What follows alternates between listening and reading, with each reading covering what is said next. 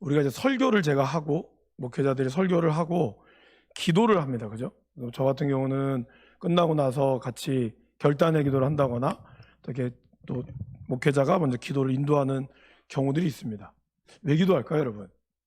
그냥 당연한 걸 수 있지만 이렇게 기도하는 이유는 전했던 말씀을 다시 한번 하나님께 감사하고 또 우리가 깨달은 말씀을 다시 한번 이제는 주님께서 우리가 이렇게 하나님 결단하겠습니다. 주님 나에게 은혜를 주셔서 내가 결단한 바대로 살아갈 수 있게 해달라고. 또 그 말씀 가운데 혹시 내가 미처 깨닫지 못했던 그런 하나님의 은혜나 그런 회개, 이거를 깨닫게 해달라고 우리가 기도하는 거죠. 그래서 어떻게 보면 기도와 말씀은 늘 같이 간다는 거예요. 그래서 우리가 기도를 굉장히 많이 하시는 분들이 계시고 또 말씀을 정말 많이 읽으시는 분들이 있습니다. 근데 이 두 개가 균형을 이뤄야 저와 여러분들이 신앙이 성장할 수 있다는 것입니다. 웨스트민스터 소요리 문답에 보면 구원의 유익을 주는 외적인 수단이 세 가지가 있다고 얘기합니다. 다른 말로 표현하면 하나님이 우리에게 은혜 주시는 외적인 수단이 세 개가 있는데 그 세 개가 하나는 말씀이요, 하나는 성례요, 하나는 기도라는 거예요. 그리고 하나님께서는 우리에게 말씀을 통하여 하나님의 은혜를 주시고 그리고 성례, 성찬과 세례를 통해서 우리에게 은혜를 주시고 그리고 기도를 통해서 은혜를 주신다라고 얘기하고 있습니다. 어떤 분들은 그렇게 얘기하는 분 있죠. 하나님이 이렇게 내적으로, 그러니까 이런 외적인 수단이란 말은 반대로 내적인 수단이란 말도 있겠죠. 그러니까 하나님이 나한테 이렇게 하늘에서 뭔가 마음에 딱 감동을 주면 그것이 은혜지, 이렇게 인위적으로 말씀을 읽고 기도하는 것이 무슨 의미가 있냐, 그렇게 얘기하는 분도 있습니다. 그래서 어떤 분들은 말씀과 기도보다 하나님이 나에게 주시는 직통 계시, 이거를 나는 진짜 은혜다라고 생각한 사람이 있어요. 그게 틀린 걸까요? 틀렸진 않아요. 여러분, 하나님의 은혜의 수단은 사실 여러 경로로 오죠. 여기 계신 분들 중에 예수님을 믿으시는 분들, 처음에 믿을 때 말씀을 읽다가, 하나님 말씀을 읽다가 여러분들이 은혜 받으신 분들이 계시나요? 그런 분들 그렇게 많지 않을걸요? 그러니까 옆에 누군가가 조언했고 갑자기 그냥 마음에 끌려서 나도 모르게 교회에 왔는데 마침 그날 목사님의 설교나 아니면 찬양대의 찬양이나 장로님의 기도나 아니면 그 옆에 있는 사람의 어떤 분위기에 의해서 나도 모르게 하나님의 은혜를 경험하는 경우가 있죠. 그런 내적인 수단이 있습니다. 그래서 그런 하나님의 은혜는 그렇게 우리에게 주기도 하죠. 그러나 그러한 은혜의 그러한 내적인 수단은 사실은 특별한 경우일 뿐이지 나머지 일반적으로 하나님이 우리에게 주시는 외적인 수단, 늘 우리에게 주는 이러한 수단은 말씀과 성례와 기도를 통해서 얻을 수 있다는 것이죠. 그러니까 이거를 우리가 좀 자꾸 내적인 수단의 은혜를 받으신 분들은 그것만 자꾸 쫓아가는 거죠. 그러니까 예를 들면 기도원에서 은혜 받으신 분들은 기도원만 쫓아가는 거예요. 기도원이 은혜가 없다는 말이 아닙니다. 그러나 하나님이 기도원을 통해서 은혜를 주시지만 기본적으로 하나님이 성령의 감동으로 일으켜준 이 말씀, 그리고 하나님께서 그리스도의 피로 값주고 사신 이 교회 안에 있는 공동체가 함께하는 그러한 모임을 통하여 하나님은 우리에게 은혜를 주신다는 겁니다. 그게 일반적인 경우, 그게 내적으로 주는 경우인데 이거를 완전히 무시하고 나는 오로지 은혜 받기 위해서 그러한 것만 찾아다니는 사람이 있다라는 거죠. 그럴 경우에 문제가 생기는 경우가 굉장히 많다라는 겁니다. 그러기에 우리는 그런 내적인 수단도 물론 중요하지만 그러나 일반적으로 주는, 그죠? 봄, 여름, 가을, 겨울이라고 하는 그런 일반적인 수단이 주는 그런 기도, 그리고 혹시 여러분들께서 이렇게 어떤 갑자기 내 마음에 뭔가 감동을 딱 주고 그럴 때 뭘로 점검을 해봐야 될까요? 말씀으로 점검을 해봐야 돼요. 그래서 뭔가 어떤 내 마음에 감동이 줄 때 이 감동이 하나님, 정말 이것이 정말 하나님의 하나님이 나한테 주시는 은혜라면 이거를 통하여 내가 하나님 나에게 말씀으로 보여주시고 아니면 하나님 다른 것들로 내가 좀 보여주기를 원합니다. 그런 어떤 검증들이 필요하다라는 겁니다. 그런 것들 중에 하나가 바로 이 말씀과 기도다라는 것이죠. 성례도 사실 그렇습니다. 교회의 이런 성찬과 세례라고 하는 것은 저번에도 한번 말씀을 드렸죠. 우리가 세례를 줄 때 이분만 세례를 받는 것이 아니라 이분의 세례의 고백을 통해서 우리도 내가 예전에 세례 받았을 때 그 의미, 내가 죽고 그리스도가 사시는, 나는 지금 그거를 살고 있는가, 그거에 대한 것을 우리가 돌아볼 필요가 있다는 것이죠. 다시 그리스도의 마음이 우리 가운데 들어가도록 하는 것, 이런 것이 굉장히 중요하다라는 것입니다. 그래서 오늘 사도 바울은 1장에서 이제 기도했고요, 2장과 3장 13절에 걸쳐서 계속해서 말씀을 했습니다. 2장에서 했던 말씀이 뭐였습니까? 허물과 죄로 인하여 우리가 죽었던 우리를 그리스도께서 살리셨다는 거예요. 그래서 하나님과 우리와의 관계, 막혔던 그 담이 무너졌어요. 그것뿐만이 아니라 또 뭐가 무너졌죠? 유대인과 이방인의 담이 무너졌어요. 이거를 우리는 뭐라 그러죠? 이거 십자가의 은혜가 바로 그렇다는 겁니다. 여러분, 십자가가 그냥 나무 이런 십자가의 뜻이 아니라 이 십자가에는 무슨 의미가 있죠? 하나님과 나와의 관계, 수직적인 관계와 내 이웃과의 수평적인 관계, 이 관계가 딱 만나는 점, 그 십자가의 그 점이 바로 하나님의 사랑이 완성되는 점이다라는 겁니다.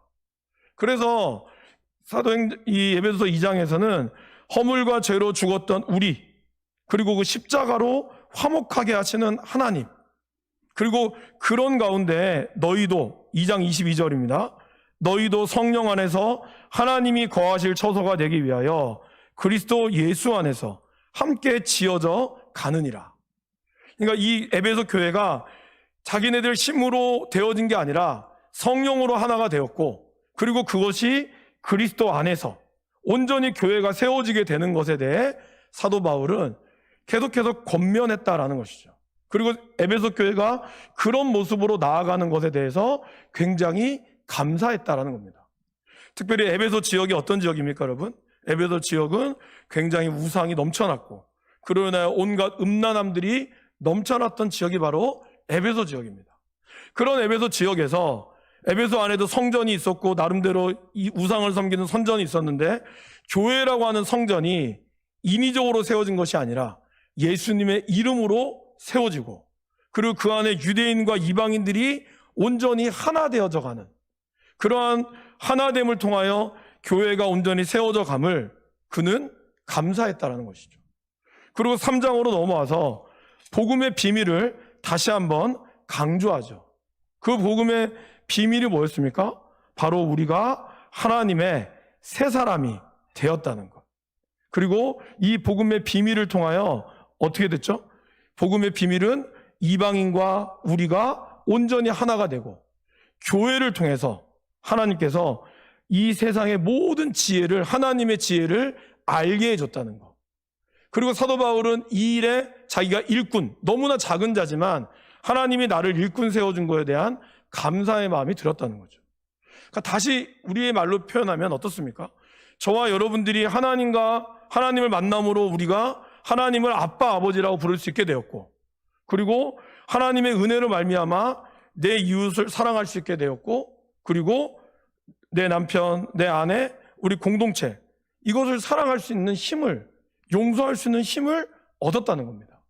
그리고 하나님은 우리를 통해서 우리가 하나님의 복음을 전할 수 있는 그런 일꾼으로 저와 여러분들을 삼아주셨다라는 것이죠. 바울은 이것을 너무너무 감사해서 오늘 다시 한번, 이런 거죠. 이제 제가 이렇게 여러분들에게 축원한 거죠. 우리가 하나님의 말씀으로 하나가 되었음을 기억하십시다. 그리고 우리가 하나님의 일꾼 되었음을 감사하십시다. 그리고 하나님의 말씀대로 우리가 복음의 일꾼을 온전히 감당하십시다. 그렇게 하고 다 같이 기도하겠습니다 하면서 3장 14절의 기도를 하고 있는 거예요. 그럼 사도 바울은 오늘 이 기도를 어떻게 기도하고 있는지를 함께 보겠습니다. 먼저 14절에 이렇게 얘기하죠. 내가 하늘과 땅에 있는 각 족속에게 이름을 주신 아버지 앞에 무릎을 꿇고 비노니. 다른 말로 표현하면 뭐죠? 제일 처음에 뭐라고 기도했을까요? 아버지라고 불렀다는 거예요. 여러분, 기독교만 기도가 있는 게 아니죠. 다른 많은 종교도 기도가 있습니다. 그러면 기도할 때 가장 먼저 뭐랄까요? 어떤 대상에게 부르짖는다는 거예요. 기도는 간구하는 건데 어떤 대상에게 부르짖는 거에서 차이가 나는 거죠. 예를 들면 우리 불교 같은 경우는 부처님, 나무아미타불 관세음 보살 할 것이고, 이슬람은 알라 신에게 빌 것이죠. 그러니까 그 누군가의 이름을 부른다는 것은 그 이름에 자기의 인격이나 이 모든 것이 나온다는 거죠. 그래서 구약 성경에서는 하나님을 여러 가지 이름으로 불렀죠. 여호와, 아도나이, 여호와 라파, 치료의 하나님, 여호와 니시, 승리의 하나님, 이러한 여호와 삼마, 우리와 함께 하신 하나님, 여호와 이레, 앞서가신 하나님, 임마누엘의 하나님, 우리와 함께 하시는 하나님, 이런 여러 가지 많은 하나님의 이름들이 있었다는 거죠. 그런데 신약으로 넘어와서 예수님이 우리에게 주기도문을 가르쳐 줬잖아요. 제자들이 주님, 우리도 세례 요한과 같이 세례 요한이 제자들에게 기도를 가르쳐 준 것처럼 저희에게도 기도를 가르쳐 주십시오. 그렇게 제자들이 요청했습니다. 그리고 마태복음에서는 기도에 대해서 쭉 설명하면서 너희는 이렇게 기도하라 라고 가르쳤어요. 그때 가장 먼저 예수님이 뭐라 그랬을까요? 하늘에 계신 우리 아버지여, 원문으로 치면 아버지여 라고 먼저 불렀어요. 이거는 여러분 굉장히 놀라운 겁니다. 왜냐? 구약 성경에서 하나님을 아버지라고 부른 적이 거의 없기 때문이라는 거예요. 아니, 전무후무하다고 해도 과언이 아닙니다. 지금 우리는 하나님을 아버지라고 너무 자연스럽게 부르지만 그 당시 랍비들도, 하나님을 연구하는, 하나님 말씀을 공부했던 랍비나 서기관들도 어느 누구도 하나님을 아버지라고 감히 부를 수 없었습니다. 그만큼 하나님이라고 하는 존재는 그들에게 너무나 멀리 있는 존재였다는 거예요. 그런데 예수님께서 기도를 가르치실 때 먼저 아버지라고 부르겠다는 거예요. 여러분, 아버지 하면 어떤 의미가 떠오르세요? 사실 우리가 하나님을 이제 아버지라고 여길 때 우리에게 가장 오는 어려움은, 아버지에 대한 상처가 있는 분들은 하나님이 늘 두려운 존재일 수 있다는 거예요. 하나님이, 그러니까 결국에는 저도 성경 공부할 때마다 아버지를 얘기를 할 때는 꼭 이제 그분의 육신의 아버지가 어땠는지를 좀 여쭤보는 경향이 있어요. 물론 대답을 안 해주시면 할 수 없지만, 그러면 그 아버지가 나에게 굉장히 인자한 아버지였고, 그런 아버지라면 하나님을 아버지로 모실 때도 사실 좀 거부 반응이 덜해요. 근데 뭐 정말 일찍 아버님을 좀 사별했다거나, 아버님과 이별했다거나, 아니면 너무 무서운 아버지, 막 심지어는 술 마시고 막 술 마시면 애들을 두들겨 패는 그런 아버지 밑에서 자란 분들은 언제나 하나님이라고 하는 이 존재가 두려울 수밖에 없다는 거죠. 그런 분들은 신앙생활 할 때도 어떤 두려움이 그들 가운데 내재해 있어요. 그런데 예수님이 우리에게 아버지를 가르쳐 줄 때는 그러한 두려움의 아버지가 아니라 우리에게 모든 것을 주시는 아버지라는 이름으로 가르쳐 주셨다는 거예요. 그래서 마태복음 6장에 주기도문이 나오잖아요. 근데 마태복음 7장에 보시면 너희가 악한 자라도 자식에게 좋은 거를 줄 줄 알거든, 하물며 하늘에 계신 너희 아버지께서 구하는 자에게 좋은 것을 주시지 않겠느냐라고 예수님이 말씀하셨다는 거예요. 그 말은 뭘 뜻할까요? 아무리 악한 사람이라도 아버지는 자녀가 잘 되기를 바라는 것처럼 우리의 하늘의 아버지 되시는 아버지는 마찬가지로 우리에게 가장 좋은 것을 주시는 아버지다라는 겁니다. 그런 아버지의 이름을 예수님은 기도를 가르칠 때 마음껏 부르라고 얘기하셨다는 거예요. 그래서 사도 바울도 그가 바리새인이었지만 예수님을 다메섹도상에서 만나고 나서 비로소 그는 하나님을 아빠, 아버지라고 부를 수 있게 되었습니다. 그래서 오늘 이 에베소서에 보면 아버지라고 이름을 부르고 있는데, 이 아버지가 어떤 아버지일까요? 하늘과 땅에 있는 각 족속에게 이름을 주신 아버지다라는 겁니다. 여러분, 이게 무슨 의미가 있을까요? 집에서 아이를 낳으면 그 아이의 이름을 누가 지어주죠? 장명소에서 지어줘요? 물론 그런 분도 있죠. 정말 유명한 철학관 가서 우리의 이름을 받아오는 분도 계시지만 그 이름을 받아오는 분도 집안의 어른이시죠. 아니면 어쨌든 그 집안의 가장 큰 어른이 손주가 태어나거나 하면 이제 자녀, 왜 예전엔 막 그 대가족일 때는 내 애지만 내 이름을 내가 지을 수 없죠. 집안의 어른이 이 아이의 이름은 뭐 어느 함자를 따거나 아니면 돌림자를 따서 얘는 뭐라고 해라. 저는 제자 돌림이거든요. 근데 또 이럴 때 여자는 또 빼요. 그래서 제 동생은 정이거든요. 제자가 아니에요. 다 우리가 재숙이, 뭐 재준 이렇게 다 되는데 정이만 제자가 안 들어가요. 이 남존여비의 아주 극치를 보여주는 그런 모습인데, 어쨌든 그렇게 해서 그 어른들께서 가장 집안의 어른들이 이름을 지어주는 것처럼 오늘 보시면 이렇게 된 거잖아요. 그냥 아버지가 아니라 하늘과 땅에 있는 각 족속에게 이름을 주신 아버지라는 거예요. 그러니까 우리 하늘 아버지는 단순히 유대인의 아버지만이 아니라 바울이 느낀 아버지는, 바울이 우리에게 가르치는 우리가 아버지의 이름을 부른다는 것은 모든 족속의 아버지시라는 거예요. 그 말은 뭐죠? 어디에나 계신 우리 모든 것을 창조하신 그분이 아버지다라는 것입니다. 여러분, 하늘에 계신 우리 아버지요 할 때 하늘이라고 하는 것은 제가 복수라고 말씀을 드렸습니다. 그 말은 무슨 말일까요? 어디에나 계시다는 뜻이에요. 하나님께서. 하늘이라고 하는, 그냥 하늘이라는 단수를 쓰면 위의 하늘이지만 하늘들이라는 하늘을 쓴다는 것은 어디에나 계신다는 걸 뜻합니다. 그러면 그 하늘에 계신 아버지께서, 아버지라는 말은 모든 민족 가운데 어디에서나 우리에게 존재하시는 아버지라는 것을 사도 바울은 알고 있었다라는 것입니다. 그 아버지 앞에 오늘 바울이 어떻게 기도하죠? 무릎을 꿇고 기도했다는 거예요. 여러분, 이것도 사실 굉장히 놀라운 겁니다. 자, 우리 한번 어디를 찾아보시냐면요, 에베소서 3장에 책갈피를 해놓으시고 누가복음 18장,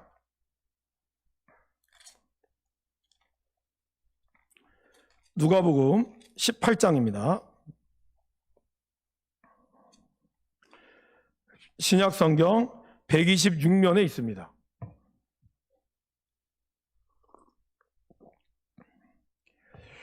누가복음 18장 11절, 신약성경 126면 누가복음 18장 11절 말씀을 같이 한번 읽어보겠습니다.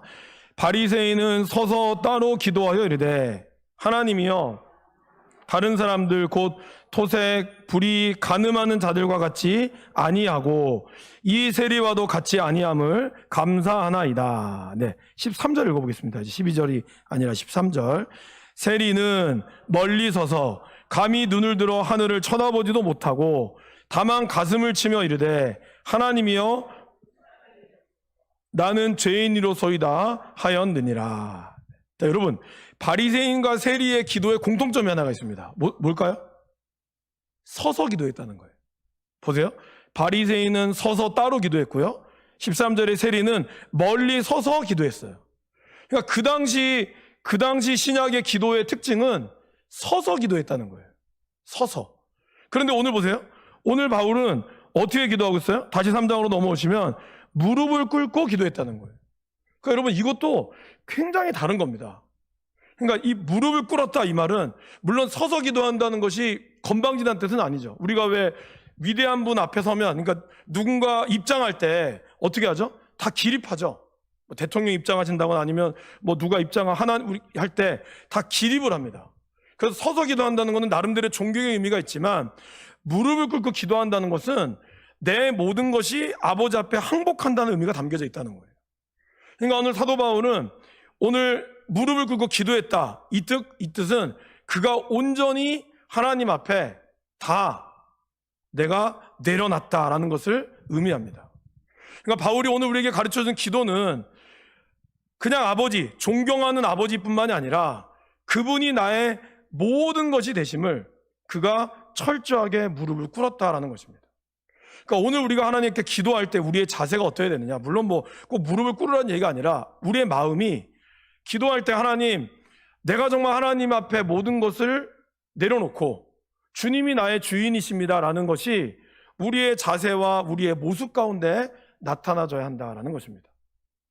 잠시만요. 목사님, 지금 여기 화면 꺼져요? 안 꺼지죠? 꺼졌다 켜졌다 해요? 아니죠. 이 모니터가 계속 꺼졌다 켜졌다 하거든요. 아예 꺼주시든지 아니면 아예 키든지 해주세요. 네, 죄송합니다.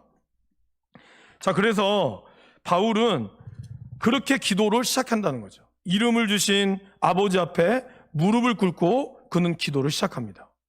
자, 오늘 이 에베소서 기도에서 가장 많이 나오는 단어, 그리고 에베소서 전체에서 가장 많이 나오는 단어는 두 가지 단어입니다. 하나는 저를 따라해 보실까요? 풍성. 네, 하나는 풍성이고 또 하나 따라해 보실까요? 또 하나는 충만. 네. 그러니까 이 에베소서에는요, 하나님 우리를 풍성하게 해주십시오, 하나님 우리를 충만하게 해주십시오라는 기도, 이러한 내용이 많이 나와요. 자, 그러면 풍성과 충만의 차이는 뭘까요? 제가 이제 여러분의 이해를 좀 돕기 위해서 두 가지 비유를 들 텐데, 일단 만두 비유를 들면, 여러분, 만두가 여기 엄청 많이 있어요, 개수가. 그럼 우리는 이거를 풍성하다고 얘기합니다. 그런데 만두의 속이 꽉 차 있잖아요. 그럼 우리는 충만하다고 얘기하는 거예요.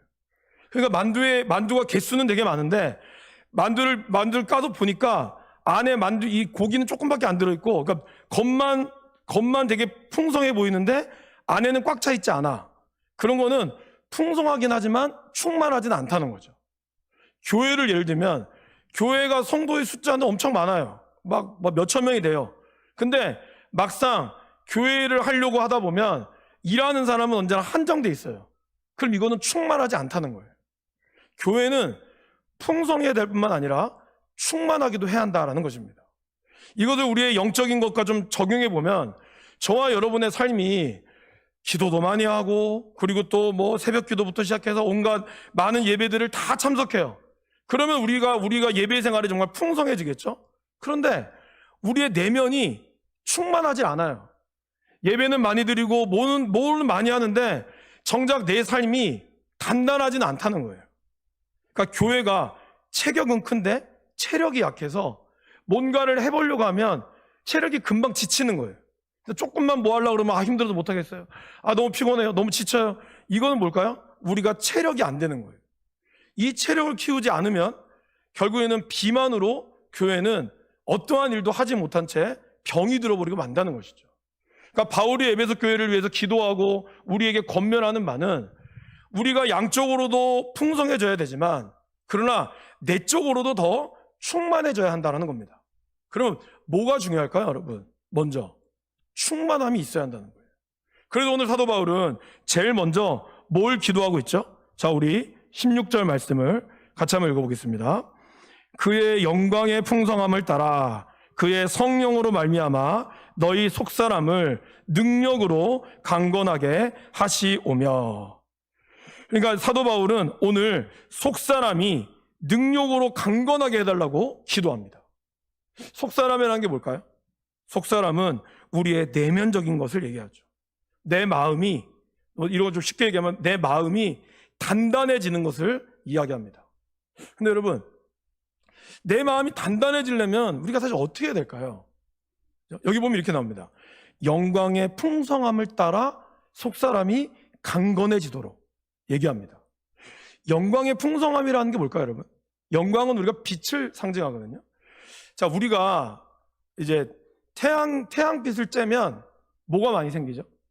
우리의 광합성 작용으로 인해서 비타민 D가 많이 생성된다고 하죠. 그래서 비타민 D를 영양분을 먹는 것도 좋지만, 그런 햇빛을 하루에도 몇 시간씩, 1시간씩 이상 쬐고, 그렇게 쬐면 우리의 피부가, 아니면 우리의 어떤 모습이, 내면이 좀 건강해지는 거죠. 근데 햇빛 못 쬐고 자란 아이들, 그런 어떤 그늘진 곳에서 자란 아이들은 아무래도 광합성을 받지 못해서 늘 얼굴이 이렇게 약간 누리끼리한 게 있어요. 그런 모습이 있다라는 거죠. 그러니까 하나님의 영광, 태양이, 여러분, 태양은 언제나 24시간 무한대로 발산합니다. 그런데 그 태양을 쬐지 못하는 우리의 어떤 여러 가지 연약함들이 있어서 우리의 속사람이 강건해지지 못한다는 것이죠. 사실 교회뿐만이 아니라 많은 사람들이 요즘에 뭘 하죠? 심지어는 절에서도 템플 스테이라든지 마음 다스리기, 이런 수련, 이런 명상, 이런 것도 굉장히 많이 합니다. 왜냐하면 물질이 주는 공허함을 이 사람들이 아는 거예요. 돈이 참 중요한 건 알지만 그렇게 많은 돈을 벌어도 결국에는 그의 인생에 허무함밖에 남지 않는다는 것을 안 믿는 사람도 알아요. 그래서 명상센터를 찾기도 하고요. 아니면 어디 절에 들어가서 속세를 잊으려고 2박 3일, 3박 4일 그런 어떤 프로그램을 찾아서 자기의 내면을 다스리기도 합니다. 뭐 여러 가지 많은 것들을 얘기하죠. 오늘 성경에서 이야기하는 하나님의 영광, 그래서 그 빛이 우리를 온전히 비춰주기 위해서 그 빛이 우리를 감싸고 있는데 이 감싸는 거를 깨는 거를 뭘로 한다고 얘기하고 있을까요? 바로 성령으로 말미암아 깨어진다고 얘기한다는 거예요. 그러니까 하나님과 우리 사이, 하나님의 빛은 언제나 우리를 비춰주고 하나님의 빛은 언제나 우리에게 비춰주거든요. 잠언에 이런 말이 있죠, 여러분. 하나님의 빛은 선인과 악인에게 똑같이 비춰준다고. 그 하나님의 빛은 나쁜 사람에게나 선한 사람에게나 똑같이 비춰준다는 거예요. 근데 문제는 그 빛을 선인은 하나님의 은혜란 걸 깨닫고 그 빛 가운데 하나님의 빛 가운데 걸어가기로 다짐하지만 오히려 악인은 그 빛을 피하거나 아니면 그 빛을 없애려고 하는 작용을 한다는 겁니다. 하나님의 은혜는 언제나 우리에게 다 동일하게 내립니다. 모두에게나 동일하게 주는데 이것이 하나님의 은혜다라는 것을 깨달으려면 뭐가 필요할까요? 성령이 필요하다는 거예요. 나의 힘과 나의 능력만으로는 안 된다는 거예요. 내가 그분의 영광대로 살아야지 이렇게 한다고 해도 성령께서 우리 가운데 역사하지 않으면 안 된다는 거죠. 그 성령이 우리의 속사람을 만져주고 성령이 우리의 굳은 마음을 제하여주고 그래서 부드러운 마음으로 우리의 겉사람을 깨트려야 우리가 온전히 변화가 되어진다라는 것입니다. 매미의 탈피나 아니면 어떤 그런 동물들의 나비 같은 거 탈피를 보면 어떻죠, 여러분? 이 탈피하는 이 껍질을 꽤 단단해요. 매미가 탈피하고 나서 저희 이제 집 앞에도 매미가 이제 탈피하고 나서 껍질이 땅에 떨어져 있거든요. 그럼 이 껍질이 이게 꽤 그래도 이렇게 딱딱합니다. 뭘 만지면 부서지긴 하지만 그런 거를 이 매미가 온 힘을 다해서 깨트리죠. 근데 여러분, 그러면 어떤 모습이 되죠? 예전에는 애벌레였는데 매미는 전혀 다른 모습이에요. 이 매미의 모습을 보면 예전에 애벌레가 이러했는가라고 도저히 생각이 나지 않을 만큼 그렇죠. 저희 집에 얼마 전에 사슴벌레를 키웠거든요. 한 1년 정도 키우니까 애벌레가 나오더라고요. 근데 이 애벌레가 흰색인데 이 애벌레가 어떻게 이렇게 사슴벌레 검정색으로 나올까? 지금도 신기한 거죠. 그러니까 우리의 속사람이 성령께서 우리의 속사람을 우리의 겉사람이 우리의 속사람을 막고 있어요. 그래서 우리의 모습이 계속해서 이전의 모습이 있는데 하나님의 영광이 우리를 계속해서 비추고 우리 안에 있는 성령께서 우리의 죄를 깨닫게 하셔서 우리의 속사람을 뚫고 나가는 순간 우리의 모습은 이전과는 전혀 다른 모습으로 변화가 된다는 거예요. 근데 이것을 내 힘으로 할 수 있을까요? 내 힘으로는 안 된다는 거예요. 성령께서 우리 가운데 임하셔야 한다는 거죠. 하나님의 영광의 빛이 나를 비출 때 성령께서 내 죄를 깨닫게 하시고 성령께서 나의 겉사람의 모습을 온전히 깨트려줘서 내가 완전히 변하여 새 사람이 되는 그것을 오늘 바울은 기도하고 있다는 겁니다. 그러니까 단순히 하나님 내가 기도 잘하게 해주세요. 하나님 내가 예수 믿고 내가 정말 부자가 되게 해주세요가 아니라 예수를 믿고 내 속사람이 변화가 되면 내 속사람이 강건해지면 강건해진 속사람이 나의 겉의 허물을 완전히 깨트려버리면 이것은 여러분이 이전과는 전혀 다른 모습으로 하나님의 은혜를 경험하게 된다라는 것입니다. 오늘 이제 저희가 온병원을 갔다 왔거든요. 근데 제 옆에 계신 분이 이제 온병원에서 세례를 받으신 분이더라고요. 3월 달에. 그래서 이제 어떻게 받으셨냐고. 자기가 매일 반야신경을 항상 읽었대요. 매일 반야신경 읽고 하는데 전사님이 매일 거의 일주일에 한 3-4번씩 와서 교회 가자고. 그러니까 이분이 처음에는 나는 매일 반야신경을 읽고 아들도 매일 밤마다 천수 기도를 한다, 천수제를 한다는 거예요. 그런 집안에서 내가 어떻게 예수를 믿냐. 막 그게 엄청 내쳤는가 봐요. 근데 어느 순간 계속 이렇게 오고 하다 보니까 그분의 마음에 뭐가 생각나지 아세요? 이분이 마산 제1여고를 나왔대요. 마산 제1여고 좋죠. 마산 제1여고를 나왔는데 마산 제1여고 다닐 때 자기가 교회를 다니는 게 생각이 났다는 거예요. 그러니까 아주 오랫동안 교회라는 것은 자기는 전혀 상관이 없다고 생각했는데 그 오랜 시간 그 마음을 두들기고 나니까 하나님의 영광의 빛이 그의 빛을 계속 두들기고 나니까 성령께서 움츠러 있던 성령께서 그 마음을 깨뚫었다는 거죠. 그리고 갑자기 그의 마음이 열리면서 그분이 이 예수님을 믿기로, 세례를 받기로 결단했다는 거예요. 그래서 그분이 그런 얘기를 하는 거예요. 내가 이렇게 될 줄은 몰랐다. 그러니까 예수 믿는 분들 약간 공통점이 그렇죠. 그렇게 핍박했던 분이 이제 예수님을 믿어서 내가 이렇게 될 줄 몰랐다. 그러니까 이 말은 뭐예요? 속 사람이 강건해지니까 겉 사람이 완전히 탈피가 돼버리는 거예요. 예전에 나의 모습이 내가 정말 그랬단 말이야? 내가 왜 그랬지? 할 정도로 변했다는 거예요. 그러니까 우리가 기도할 때 하나님, 내 내면이, 나의 속 사람이 하나님의 영광이 나를 비춰주도록, 그러니까 하나님의 영광은 늘 나를 비추고 있거든요. 그 영광이 비춰지는 것을 내가 가리지 않도록, 나의 죄가, 나의 겉사람이, 나의 허영이, 그리고 나의 어떤 욕심이 하나님과 나와의 사이를, 이 죄를 가리지 않고 내 내면이 끊임없이 하나님을 향하여 나의 눈을 들고 나의 입을 열어서 주님, 내가 그 하나님의 내 속사람이 강건해지기를 우리가 기도하시라는 겁니다. 그러면 하나님께서 그때가 되면 우리의 속에 하나님이 새 마음을 주고 부드러운 마음이 임하여진다라는 것입니다. 그러면 그분의 영광을 통하여 우리가 하나님의 능력으로 온전히 강건해지게 된다라는 것입니다. 그럼 우리는 이전과는 전혀 다른 모습이 우리 가운데 있게 될 것을 오늘 바울은 우리에게 기도하고 있다는 것이죠. 기도하라고 가르치고 있다는 거예요. 두 번째 바울은 이렇게 기도합니다. 17절 말씀입니다. 같이 한번 읽어보겠습니다. 믿음으로 말미암아 너희 마음에 계시게 하시옵고 너희가 사랑 가운데서 뿌리가 박히고 터가 굳어져서.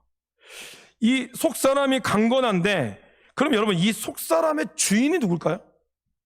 이 속사람의 주인이 바로 내 마음속에 계시는 그리스도라는 거예요. 그리스도께서 내 속사람이 되었는데 어떻게 해요? 우리 마음에 계시게 하시옵고 속사람이 계속해서 내 마음에 온전히 임하시도록 기도한다는 거예요. 여러분 여기서 계신다는 거는 잠깐 왔다가 가는 게 아니라는 거죠. 오시면 완전히 여기에 자리를 잡도록 우리가 끊임없이 기도한다는 거예요. 근데 여러분 어떻습니까? 우리가 늘 하나님이 내 마음에 있기를 바라지만 사도 바울의 고백처럼 내 마음은 원이로되 내 육신은 그렇지 않다는 거죠.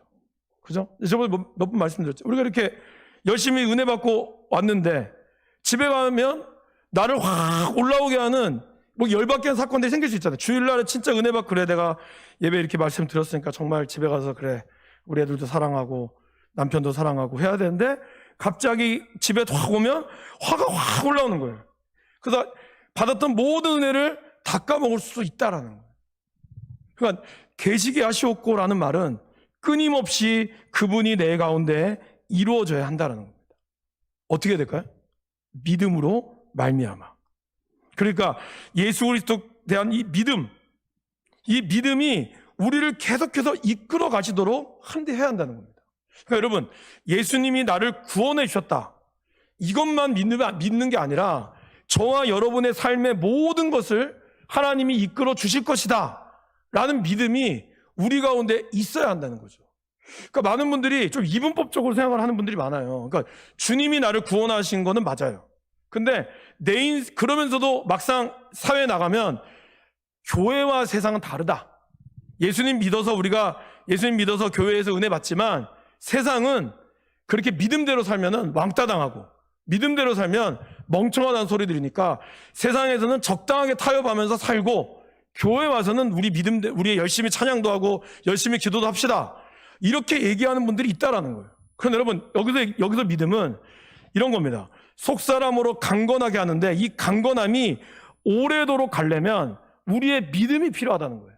하나님께서 내 인생을 온전히 세워나갈 수 있도록 구원받을 때의 믿음만이 아니라 그리스도를 신뢰하는 일상 속에서 매일매일의 삶 속에서도 하나님이 내 인생의 주인이다라는 사실을 늘 우리가 기억하며 나가야 한다는 것이죠.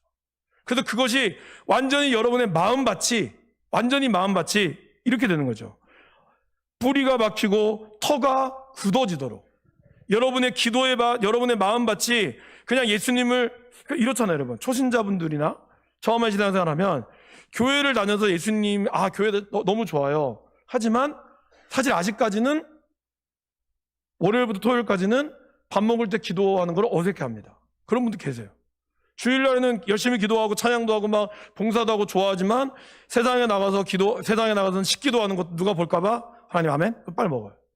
이런 분들도 있고, 또 교회에서는 열심히 신앙생활 하지만 막상 세상에 나가면 내가 교회 다닌다는 것에 대해서 얘기하지 않는 분들도 의외로 많아요. 왜 많더라고. 그런 우리의 모습, 그건 왜 그럴까요? 교회와 세상이 떨어져 있다고 생각하기 때문이라는 거예요. 내가 교회를 다니는 건 참 기쁘고 너무 좋지만, 그러나 나머지 월요일부터 토요일까지 삶은 주님 건드리지 마세요. 이거는 내 삶입니다. 그러나 나는 주님, 주일은 안 빠지고 주일은 내가 열심히 예배 잘 드리겠습니다. 그러나 월요일부터 토요일까지는 내 겁니다. 이런 분들이 많다라는 거예요. 여기서 얘기하는 믿음으로 말미암아라는 것은 그리스도께서 우리 마음에 온전히 뿌리 박으려면, 여러분 이런 건 똑같은 거예요. 주일날에 여기다가 심었다가 월요일부터 토요일까지 다시 이거 빼가지고 다시 세상에다가 심고 세상의 뿌리, 세상의 영양분 받다가 교회에 오면 다시 이거 빼야겠다. 다시 빼가지고 다시 교회에다가 뿌리 박는 거랑 똑같다는 거죠. 그러면 우리의 나무가 온전히 자랄 수가 없죠. 결국에는 말라 비틀어진다라는 것입니다. 그러니까 늘 우리는 바울의 고백처럼 예수님이 내 마음에 계시긴 한데 이제는 저와 여러분들의 신앙이 어디까지 나가야 돼요? 주님이 내 인생의 주인이 되실 때까지.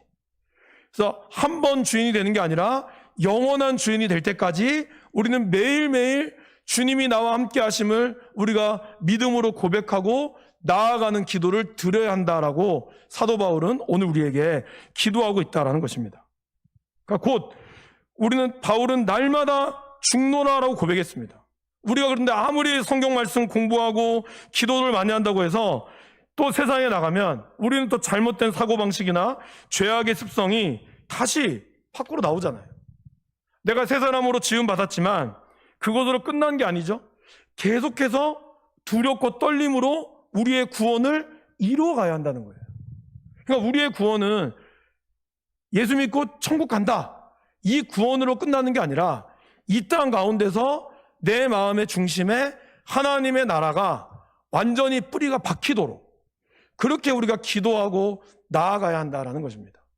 그러니까 곧 속사람이 하나님이 주인 되어질 뿐만 아니라 속사람이 주님으로 꽉 차도록 우리가 그렇게 기도해야 한다는 거예요. 그래서 하나님, 내 마음에 주님이 나를 위하여 오셨고 주님 성령으로 나의 죄를 깨닫게 하실 뿐만 아니라 성령께서 이 땅 가운데 나아갈 것들을 하나님 알려달라고.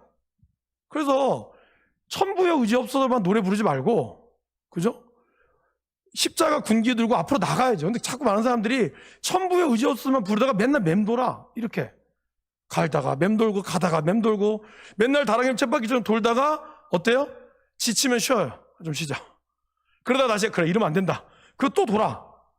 근데 하나님은 우리에게 도는 게 중요한 게 아니라 돌면서 앞으로 나가라고 얘기했거든요. 그래서 바울은 얘기했잖아요.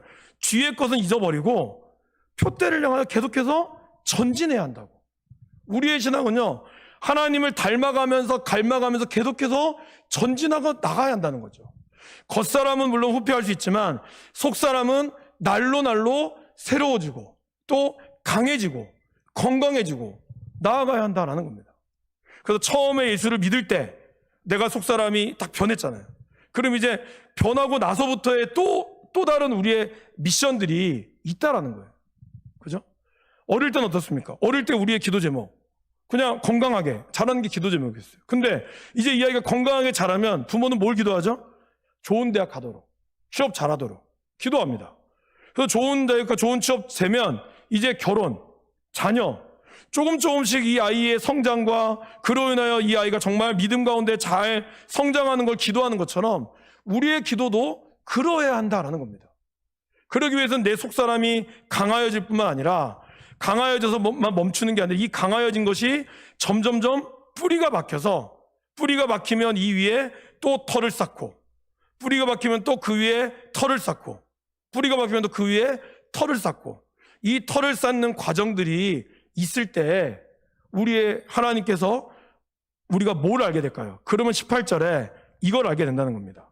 능히 모든 성도와 함께 지식에 넘치는 그리스도의 사랑을 알게 된다는 거예요. 여러분, 해운대 땅이 이렇게 잘 될 줄 누가 알았겠습니까? 그렇죠? 처음에 해운대 바다로 메꿀 때 그거를 예측한 사람이 과연 몇 분이나 될까요? 처음에 그 땅 굉장히 많이 놀렸다면서 오랜 기간 동안 이 뭐 소금기 빠지도록. 그죠? 근데 그거 딱 빠지고 나니까 고층 빌딩이 올라가잖아요. 그러니까 그 시간들, 어찌 보면 저와 여러분들이, 제가 저번에 말씀드렸죠. 매미가 애벌레에서 매미로 되는 과정이, MM인가 그 매미냐 7년이 걸린다고 해요. 땅속에서 있는 시간이 5년 내지 7년. 근데 매미가 반짝해서 자라는, 막상 이 땅에 나와서 그가 성장하는 건 뭐예요? 일주일인가 한 달도 안 돼요. 근데 이 과정이 있어야 그래도 이 일주일이나 한 달의 과정이 이 매미의 화려한 울음소리를 들을 수가 있는 것처럼, 어쩌면 저와 여러분들의 인생에 속사람이 강건해지는 이 시간, 지루하죠. 이 시간이 나에게는 단단해진 시간이 참 멀게 느껴지고, 언제 내가 꽃이 피고 언제 내가 나비가 되냐 할지 모르지만, 그 시간들이 지나고 나면 우리가 뭘 할까요? 그리스도의 사랑을 알게 된다는 겁니다. 이 사랑을 알게 되는 순간 저와 여러분들의 신앙이, 삶이 달라진다는 거예요. 그러면 그분의 사랑은 어떠한 사랑일까요? 첫 번째는 그분의 사랑은 넓은 사랑이라는 겁니다. 사랑의 넓이를 알게 된답니다. 그럼 여러분, 이 넓이라는 것은, 우리 주님의 넓이는, 사랑의 넓이는 어느 정도일까요? 그분은 얼마나 포용적일까요? 성경에는 이렇게 나오죠. 예수님은 창녀와 세리와 가늠한 사람과 각종 병이 든 사람과 귀신 들린 사람뿐만 아니라 십자가의 한쪽 편에 있는 강도까지 포용하셨습니다. 그분의 사랑이 그 정도였다는 거예요. 제가 요즘에 읽고 있는 책 중에 하나가 레즈비언 교수님이 쓴 뜻밖의 회심이라는 책이 있어요. 두란노에서 나온 뜻밖의 회심이라는 책인, 제가 이 책이 이제 다 읽고 나면 이번에 독서를 한번 올릴까 생각 중인데, 말 그대로 우리로 치면 완전 좌파의 레즈비언 교수예요. 그러니까 자기 동거한 사람이 여자죠. 그러한 분이 예수님을 만나고 그 레즈비언의 생활을 완전히 청산하고 남편을 만나서 결혼해서 애를 낳았어요. 근데 그분이 어떻게 레즈비언에서 하나님을 만나게 되는지, 그 회심의 책이 그 책이거든요. 근데 그 책을 제가 지금 좀 서두하고 중간 앞에 부분을 좀 읽고 있는데, 그 앞에 이런 내용이 나옵니다. 자기도 이렇게 변할 줄 몰랐다. 그러니까 하나님이, 우리는 그런 동성애자들 막 욕하고 하지만 죄죠. 욕하진 않으시겠지만, 그러나 하나님은 그들까지도 예수님의 사랑으로 변화시켜주는 그런 사랑의 하나님이다라고 말씀하고 있다는 겁니다. 그러니까 우리가, 우리 마음의 터가 깊어지고 우리 마음의 속사람이 강건해지고, 그러면 우리의 마음도 어떻게 된다고요? 사랑의 넓이가 넓어진다는 거죠. 모든 것을 포용하고 그분을 그리스도의 사랑으로 우리가 받아들일 수 있게 된다는 거죠. 그러면 그분이 정말 그리스도의 사랑 안에 온전히 변화가 되어진다는 거예요. 우리 힘으로 될까요? 우리 힘으로 안 된다는 거예요. 그래서 계속 얘기하잖아요. 성령의 능력으로만 가능하다. 그래서 여러분, 우리가 정말 우리의 속사람, 우리도 우리의 내면이, 우리의 마음을 잘 다스리길 원하잖아요. 그죠? 뭐 어떤 일이 있어도 좀 화내지 않고, 어떤 일이 있어도 흥분하지 않고, 내가 이렇게 잘 다스리길 원합니다. 그래서 막 스스로 마음도 이렇게 한숨도 내쉬어보고, 이렇게 하면서 뭐 사물인자 3번이면 뭐 살인도 면한다 해서 내가 참아야지 하다가 4번째 못 참고 찔러 죽이는 경우가 있잖아요. 그러니까 그런 일들이, 근데 우리 힘으로는 안 된다는 거예요. 그러게 우리는 끊임없이 성령께서 내 마음을 주장하시도록, 예수님이 내 안에 충만히 거하시도록 우리가 기도하며 나아가야 한다라는 것입니다.